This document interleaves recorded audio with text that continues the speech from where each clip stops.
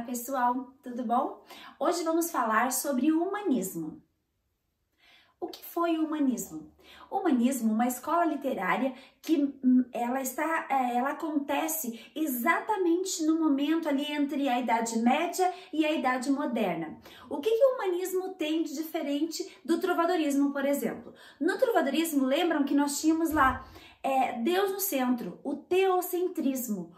O humanismo, devido a grandes mudanças ocorridas na mente das pessoas na época, ele busca um pouquinho colocar o homem no centro. Um pouquinho não, totalmente. O homem vai para o centro, então agora a gente tem o declínio do teocentrismo e a ascensão do antropocentrismo. Qual é o contexto histórico do humanismo? Para falar sobre isso, para falar um pouquinho sobre o contexto histórico, eu vou chamar agora um colega, o professor Xande. O Xande vai falar um pouquinho pra gente sobre o contexto histórico e as navegações, enfim, o que estava acontecendo na Europa no final da Idade Média e início da Idade Moderna. Chega aí, Xande. Cestil, moeda portuguesa, cunhada no reinado de Dom Afonso I. Final da Idade Média. Idade Média é essa que acaba um caos. Guerra dos 100 anos entre a França e a Inglaterra, peste negra, onde 1/3 das pessoas morreram na Europa, e a queda de Constantinopla para os turcos otomanos em 1453, que marca o fim da Idade Média e o início do Renascimento. Renascimento esse que vai valorizar o antropocentrismo, a razão, o cientificismo, e como não deixar de falar também os estados nacionais. E qual foi o primeiro? Portugal. Portugal conseguiu unir e centralizar a política e a economia, investir na ciência e na navegação. Os portugueses vão ser os primeiros que vão se lançar em alto mar, abandonando a ideia de terra plana para voltar à ideia de terra esférica. E aí vão conquistar primeiro a África, depois a Índia e então a América. E como também não deixar de lembrar o humanismo, a valorização das artes. E a literatura foi amplamente favorecida por isso. Foi marcado então essa época pela valorização do ser humano e das artes e da ciência. O Renascimento. Por quem passou essa moeda? Dom Afonso? Bartolomeu Dias? Vasco da Gama ou Pedro Álvares Cabral? Como nós vimos então, nesse momento aqui da história, no humanismo, nós vamos ter aqui a ascensão do mercantilismo e com a ascensão do mercantilismo nós vamos ter o surgimento de uma nova classe social chamada burguesia. Que mais? Nós vamos ter também a valorização e o surgimento da imprensa. E mais, nós vamos ter a valorização do racionalismo, da razão. Como no decorrer de toda a Idade Média, as pessoas não iam em busca do conhecimento, elas deixavam com que a igreja, que estava no topo da pirâmide, lembram disso? A igreja então buscava o conhecimento e ela dividia, passava para as pessoas ao seu redor.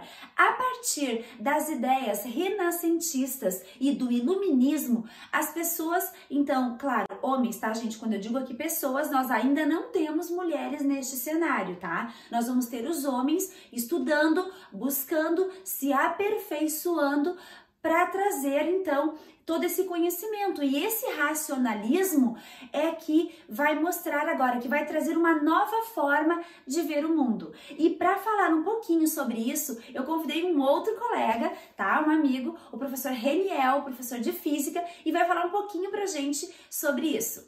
Vamos lá? Chega aí, Reni. Ah, o iluminismo. Que movimento. O iluminismo, ele é a saída do homem da sua mediocridade, da sua pequenez, colocada por si próprio.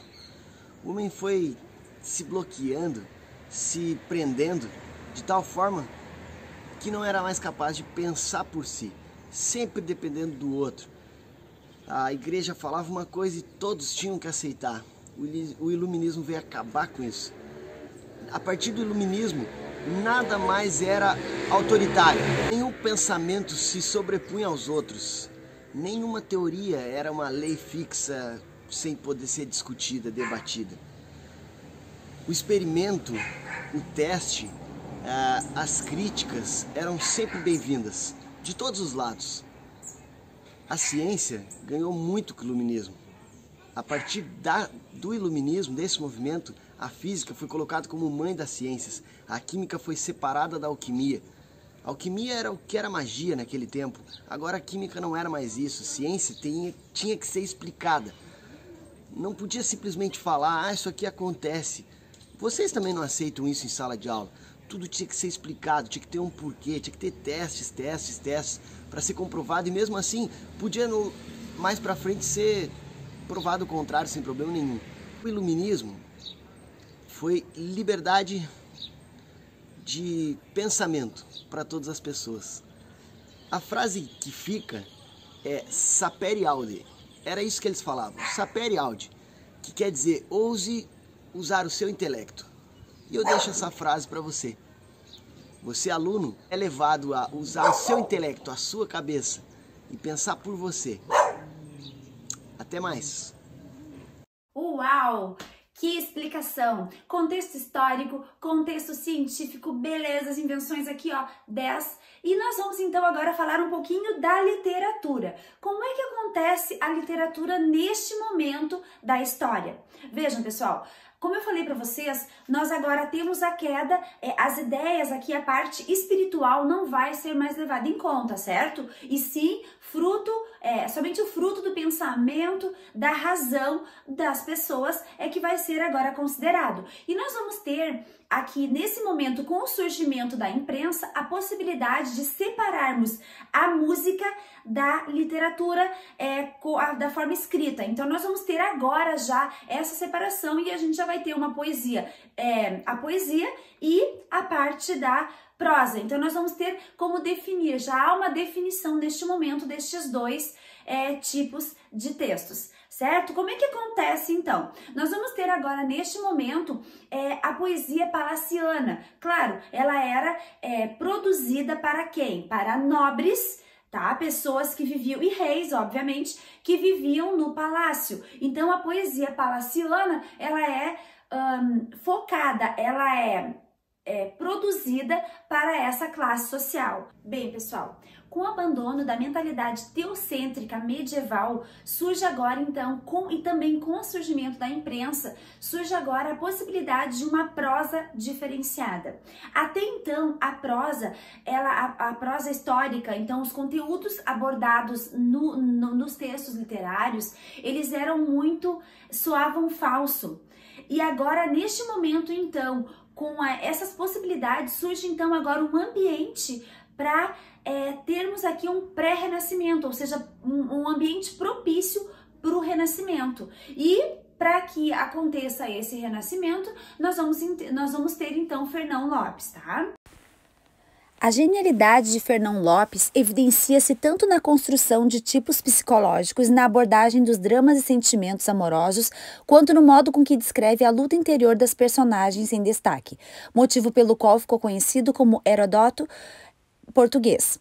3 crônicas são comprovadamente de sua autoria: Crônicas del Rei Dom Pedro, Crônicas del Rei Dom Fernando e Crônicas del Rei Dom João. Bom, pessoal, como nós vimos então, nós tivemos a prosa e a poesia dentro do humanismo já. Agora nós temos uma categoria, deixamos então, como nós já mencionamos, um pouquinho do trovadorismo, aquela coisa só da música, e a gente tem agora a separação. Na prosa palaciana, nós vamos ter também a prosa doutrinária.